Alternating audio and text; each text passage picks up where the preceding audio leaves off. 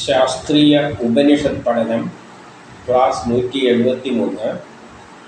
നമ്മൾ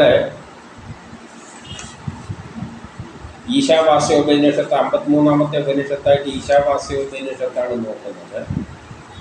അതിൽ ഇന്ന് 14-ാമത്തെ മന്ത്രമാണ് നോക്കുന്നത്. അതിലെന്താണ് പറയുന്നത്? അതിലും ആത്മസാക്ഷാത്കാരത്തിനെ പറ്റിയുള്ള കാര്യമാണ് പറയുന്നത്. എങ്ങനെയാണ് ബ്രഹ്മസാക്ഷാത്കാരം നേടുക? ബ്രഹ്മസാക്ഷാത്കാരം എന്ന് പറയുന്നത് നമ്മൾ പൊതുവെ എല്ലാ പ്രഭാഷണത്തിലും പറയുന്ന കേൾക്കുന്നതാണ്. ജീവന്റെ ജീവിതത്തിൻ്റെ ലക്ഷ്യം ബ്രഹ്മസാക്ഷാത്കാരമാണ്, കാരണം ബാക്കിയെല്ലാം മായയാണ് എന്നെല്ലാം പറഞ്ഞിട്ട് നമ്മളെല്ലാവരെയും ബ്രഹ്മസാക്ഷാത്കാരത്തിനായിട്ട് പോകാൻ വേണ്ടി ഉപദേശിക്കുന്നുണ്ട്. പക്ഷേ ഈ പ്രഭാഷണം നടത്തുന്നവരൊന്നും അതിൽ പോകുന്നൊന്നുമില്ല. അതിൻ്റെ മാർഗം എന്താണെന്ന് ഇവിടെ പറയുകയാണ്. ആ തരത്തിൽ വേണം പോകാൻ ബ്രഹ്മസാക്ഷാത്കാരത്തിന്. അത് ആർക്കേ പറ്റുള്ളൂ? വിരക്തി വന്നവർക്കേ പറ്റുകയുള്ളൂ. ഈ ഭൗതിക ലോകത്തിൽ താല്പര്യം നശിച്ചിട്ട് എല്ലാ ബന്ധങ്ങളും പേടിച്ചിട്ട് പോകുന്നവർക്ക് മാത്രമേ അത് പറ്റുകയുള്ളൂ. അതപ്പോൾ അതുകൊണ്ട് തന്നെ എല്ലാ കർമ്മവും തീർന്നവർക്കുള്ളതാണത്.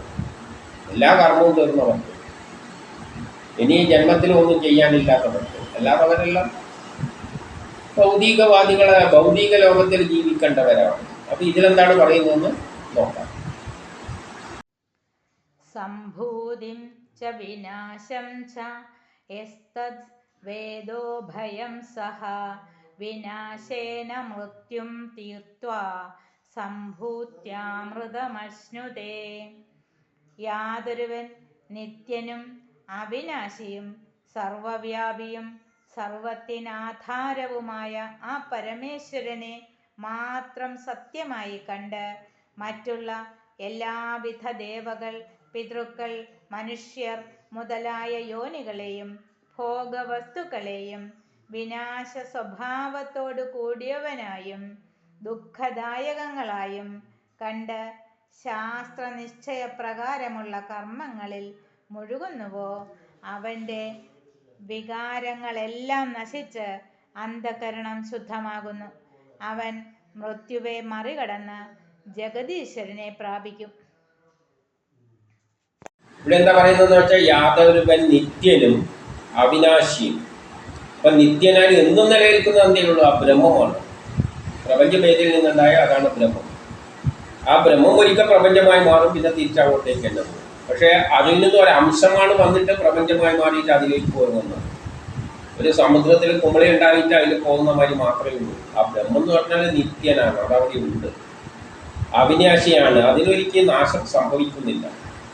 സർവവ്യാപിയാണ്, അതില്ലാത്ത സ്ഥലമൊന്നും ഇല്ല. സർവത്തിൻ്റെ ആധാരവും അതാണ്. ഒരു സമുദ്രത്തിലെ കുമളേൻ്റെ ആധാരം ഏതാണ്? ആ സമുദ്രം തന്നെയാണ്. അതുപോലെ ആ സമുദ്രം മാതിരിയുള്ള ബ്രഹ്മത്തിൽ നിന്നാണ് ഈ പ്രപഞ്ചം മുഴുവൻ ഉണ്ടായിരിക്കുന്ന ഒരു കുമള കണക്ക്. അത്ര കുമളേൻ്റെ മാതിരിയേ ഉള്ളൂ. അപ്പം അതിൻ്റെ ആധാരം ഏതാണ്? അത് തന്നെയാണ്. ആ പരമേശ്വരനെ മാത്രം സത്യമായി കണ്ട്, അപ്പം ബ്രഹ്മസാക്ഷാത്കാരത്തിന് പോകേണ്ടവർ എന്തേ കാണേണ്ടത്? ആ ബ്രഹ്മം മാത്രമേ ഉള്ളൂ. ഇതെല്ലാം മിഥ്യയാണ്. മറ്റുള്ള എല്ലാവിധ എല്ലാ ദേവകളെയെല്ലാം അതെല്ലാം മിഥ്യ.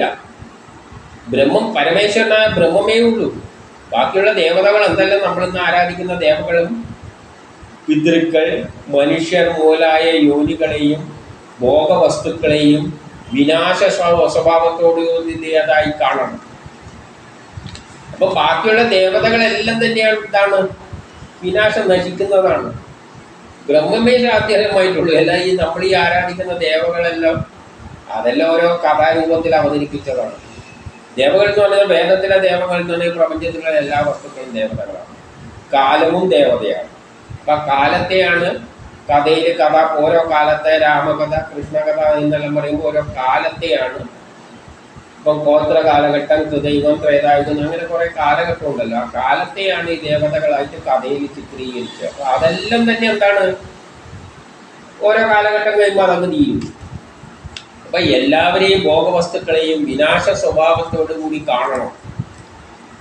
എന്നിട്ട് അതെല്ലാം ദുഃഖദായകങ്ങളാണ്, അതെല്ലാം ദുഃഖം തരുന്നതാണെന്ന് മനസ്സിലാക്കണം. നമ്മളീ കാണുന്ന ദേവതകളെല്ലാം നമുക്ക് ദുഃഖമേ തരുന്നുണ്ട്. കാരണം കൃതയുഗത്തിലെ ദേവത പരശുരാമനാണ്.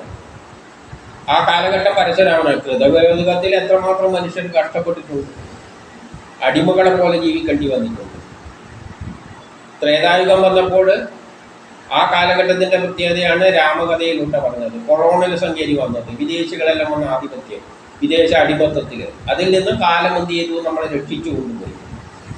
കാലമാണ് നമ്മളെ രക്ഷിക്കുന്നത്. പിന്നെ അതിന് ആ കാലത്തിന് പിന്നെ പ്രശസ്തിയില്ല, അതെല്ലാം നശിക്കുന്നതാണ്. ഓരോ കാലഘട്ടത്തിൽ ഓരോ സ്വഭാവം. അപ്പോൾ അതെല്ലാം ദുഃഖങ്ങൾ നൽകിയിട്ടുണ്ട്. ഈ കാലഘട്ടത്തിലെല്ലാം നമുക്ക് ദുഃഖങ്ങളാണ് ഉണ്ടായിരിക്കുന്നത്. എന്നിട്ട് ഇതെല്ലാം ദുഃഖദായകമായി കണ്ട് ശാസ്ത്ര നിയമപ്രകാരമുള്ള കർമ്മങ്ങളിൽ മുഴുകി, സയൻസിൻ്റെ അടിസ്ഥാനത്തിൽ ശാസ്ത്രം 100% ലോക പുരോഗതിക്ക് ഉതകുന്ന കാര്യങ്ങളിൽ നമ്മൾ കർമ്മങ്ങളിൽ മുഴുകണം. അപ്പം ഇതെല്ലാം പ്രപഞ്ചം മുഴുവൻ നശിക്കുന്നതാണ് എന്ന് മനസ്സിലാക്കി നമ്മൾ ചെയ്യേണ്ട കർമ്മം നമ്മളങ്ങ് ചെയ്തു കൊടുക്കുക. നമുക്ക് കർമ്മം ചെയ്യാതിരിക്കാനൊന്നും പറ്റില്ല. നമ്മളെ ജനിപ്പിച്ച ഓരോ കർമ്മം ചെയ്യാനാണ്. ആ കർമ്മം നമ്മളങ്ങ് ചെയ്തു കൊടുക്കുക. അപ്പം നമ്മളെ ജോലി എന്താണ്? ലോകം പുരോഗമിക്കുന്നുണ്ട്. ദൈവം ത്രേതായുഗം ദ്വാപരയുഗം കലിയുഗം, അവസാനം ഒരു സുന്ദരമായ ലോകം ഉണ്ടാകും. ആ ലോകം ഉണ്ടാക്കാൻ, ആ പുരോഗതിക്ക് പങ്കെടുക്കാനാണ് നമ്മളെ സൃഷ്ടിച്ചിരിക്കുന്നത്. അപ്പം നമ്മളെ ജോലി എന്താ? ഇതെല്ലാം നശിക്കുന്നതാണ്. ഇതെല്ലാം ശക്തി ഇങ്ങനെയങ്ങ് ഉണ്ടാക്കി പോകുന്നു. അതിൽ കർമ്മം ചെയ്യാൻ എന്നെ സൃഷ്ടിച്ചു, അതുകൊണ്ട് ഞാനും ഇത് എൻ്റെ കർമ്മം ചെയ്യുന്നു എന്ന നിലയിൽ കർമ്മം ചെയ്യുക. അതാണ് ശാസ്ത്ര നിശ്ചയ പ്രകാരമുള്ള കർമ്മങ്ങളിൽ മുഴുകിയാൽ അപ്പം ബാക്കിയെല്ലാം നിത്യമാണ്, അതെല്ലാം നശിക്കുന്നതാണ്. ആശ്രയ ശ്വാസമായിട്ടുള്ളത് ആ ബ്രഹ്മമേ ഉള്ളൂ. പ്രപഞ്ചം ഏതിൽ നിന്നുണ്ടായോ ആ പരമേശ്വരൻ. അങ്ങനെ ചിന്തിച്ചുകൊണ്ട് നമ്മൾ ചെയ്യേണ്ട കർമ്മങ്ങളങ്ങ് ചെയ്തു കൊടുത്തുകൊണ്ട് അതാണ് ശാസ്ത്ര നിശ്ചയപ്രകാരമുള്ള കർമ്മം. അവൻ്റെ വികാരങ്ങളെല്ലാം നശിച്ചു. അപ്പോൾ അവനെന്താവും? അങ്ങനെ കർമ്മം കുറച്ചു കാലം ചെയ്യുമ്പോൾ അവൻ്റെ വികാരങ്ങൾ നശിക്കും. പിന്നെ അവന് ഒരു വികാരവും ഇല്ല. വികാരമില്ലാതെ ഒരു ജീവിയായി മാറണം. വികാരമില്ലെങ്കിൽ പിന്നെ ബന്ധങ്ങളില്ല, ബന്ധങ്ങളൊന്നും തന്നെ ഇല്ല. നശിച്ച് അന്ധകരണം ശുദ്ധമാകും. പിന്നെ എന്തായിരിക്കും? ബ്രഹ്മം പോലെ നിർമ്മലമാകും. എല്ലാറ്റിലും ബ്രഹ്മത്തെ ദർശിക്കാൻ പറ്റും. കാണുന്നതെല്ലാം ബ്രഹ്മമാണ്, വേറെ ഒന്നുമില്ല. അല്ല അച്ഛൻ അമ്മ ഇതൊന്നുമില്ല, എല്ലാം ബ്രഹ്മം. അങ്ങനെ എത്തുന്നവരെ മൃത്യുവിനെ മറികടന്ന് ജഗദീശ്വരനെ പ്രാപിക്കും. അങ്ങനെ എത്തുമ്പോഴാണ് ബ്രഹ്മസാക്ഷാത്കാരം. അവൻ ആരെ പ്രാപിക്കും? ആ ബ്രഹ്മത്തെ പ്രാപിക്കും. അവന് പിന്നെ മൃത്യുവില്ല. എന്തിനാ മൃത്യു ചെയ്യുന്നത്? മരിക്കുന്ന എന്തിനാണ്? പിന്നെയും ജനിക്കാൻ, പുതിയൊരു ശരീരം എടുത്തിട്ട് ജീവിക്കാൻ, എന്തിനു വേണ്ടി? വേറെ കർമ്മം ചെയ്യാൻ. അപ്പം ലോക പുരോഗതിക്കായിട്ട് ലോക അവസാനം എത്തുന്നവരെ നമ്മൾ ജനിക്കുക, കർമ്മം ചെയ്യുക. അതാത് കാലത്തെ കർമ്മം ചെയ്യാനാണ് ജനിപ്പിക്കുന്നത്. പക്ഷെ നമ്മളെ ജോലി തീർന്ന് കഴിയുമ്പോൾ പിന്നെ നമുക്ക് പുനർജനിക്കേണ്ടി വരില്ല. അപ്പോഴാണ് നമുക്ക് വിരക്തി ഉണ്ടാകുന്നത്. അവർക്ക് മാത്രമേ എന്ത് ചെയ്യാൻ പറ്റൂ? ബ്രഹ്മസാക്ഷാത്കാരം പറ്റുകയുള്ളൂ. എല്ലാവരോടൊന്നും ഇത് പറയാൻ പോലും പാടില്ല. ഉപനിഷത്ത് പറയുന്ന ആരെയും വിളിച്ചിട്ട് ബ്രഹ്മം എന്നൊന്നും പറയാൻ പാടില്ല. കാരണം അതൊന്നും അവർക്ക് വിധിച്ചതല്ല. അവൻ്റെ ജോലി തീർന്നവരെ മാത്രമേ അതിലേക്ക് പോകാൻ പറ്റുള്ളൂ. അത് ആ ശക്തി വിചാരിച്ചാലേ നടക്കുകയുള്ളൂ. നമ്മൾ വിചാരിച്ചാലും പറ്റില്ല. അതുകൊണ്ട് തന്നെയാണ് ഈ പ്രഭാഷണം നടത്തുന്നവരും പോകുന്നില്ല. പ്രഭാഷണം നടത്തുന്നവർ ചെയ്യേണ്ടത് എന്താണ്? എന്നാൽ പിന്നെ അവരല്ലേ ബ്രഹ്മസാക്ഷാത്കാരത്തിന് ആദ്യം പോകണ്ടേ? എല്ലാവരെയും ഉപേക്ഷിച്ച് എല്ലാം മിഥ്യയായി കണ്ടിട്ട് ഇറങ്ങിപ്പോകണം. എന്തുകൊണ്ട് പോകുന്നില്ല? അപ്പം ഇതൊന്നും നടക്കുന്ന കാര്യമല്ല. വിരക്തി വന്ന് അവനവൻ്റെ ജോലി, നമ്മളെ കർമ്മം ചെയ്യാനാണ് ജനിപ്പിക്കുന്നത്. ആ കർമ്മം തീർന്നാലേ വിരക്തി വരുള്ളൂ. നമ്മൾ വിരക്തി എങ്ങനെയാണ് വരുന്നത്? നമ്മൾ കർമ്മം ചെയ്യാൻ വേണ്ടിയിട്ട് ഒരാഗ്രഹം നമ്മളുണ്ടാക്കും. ഞാനെന്നൊരു ചിന്ത ഉണ്ടാക്കും, ഒരു ആഗ്രഹം ഉണ്ടാക്കും. ആഗ്രഹത്തിൻ്റെ പിന്നാലെ നമ്മൾ ഓടിക്കും. അങ്ങനെയാണ് നമ്മളെല്ലാം ജോലി ചെയ്യുന്നത്. ആഗ്രഹത്തിൻ്റെ പിന്നാലെ ഓടിയിട്ടാണ് ജോലി ചെയ്യുന്നത്. അപ്പോൾ ആ ജോലി ചെയ്യിക്കാനാണ് ആഗ്രഹം ഉണ്ടാകുന്നത്. നമ്മൾ ജോലിയെല്ലാം തീർന്നു കഴിഞ്ഞാൽ ഇനി ഈ ജന്മത്തിലോ അടുത്ത ജന്മത്തിലോ ഒന്നും ജോലി ഇല്ലാതെയാവുമ്പോൾ നമ്മൾ ആഗ്രഹം ഉണ്ടാവില്ല. ആഗ്രഹമില്ലാതെ വരുമ്പോഴാണ് വിരക്തി വരുന്നത്. വിരക്തി വരുമ്പോഴാണ് ബ്രഹ്മസാക്ഷാത്കാരം. പിന്നെ ജനനമില്ല, മരണവും ഇല്ല. അതുകൊണ്ട് നമ്മൾ ബ്രഹ്മസാക്ഷാത്കാരത്തിന് യോഗ്യനാണോ എന്ന് ചിന്തിക്കേണ്ടി ഒറ്റ കാര്യമുണ്ടോ? നമുക്ക് ബന്ധങ്ങളുണ്ടോ എന്ന് ആദ്യം ചിന്തിച്ചാൽ മതി. നമുക്ക് എന്തെങ്കിലും ആഗ്രഹങ്ങളുണ്ടോ, ബന്ധങ്ങളുണ്ടോ എന്ന് ചിന്തിച്ചാൽ ഉണ്ടെങ്കിൽ, ഇപ്പോൾ അച്ഛനും അമ്മയെല്ലാം ചിന്തിക്കുന്നുണ്ട്, അച്ഛനുണ്ട് അമ്മയുണ്ട് എന്നെല്ലാം ചിന്തിക്കുന്നുണ്ടെങ്കിൽ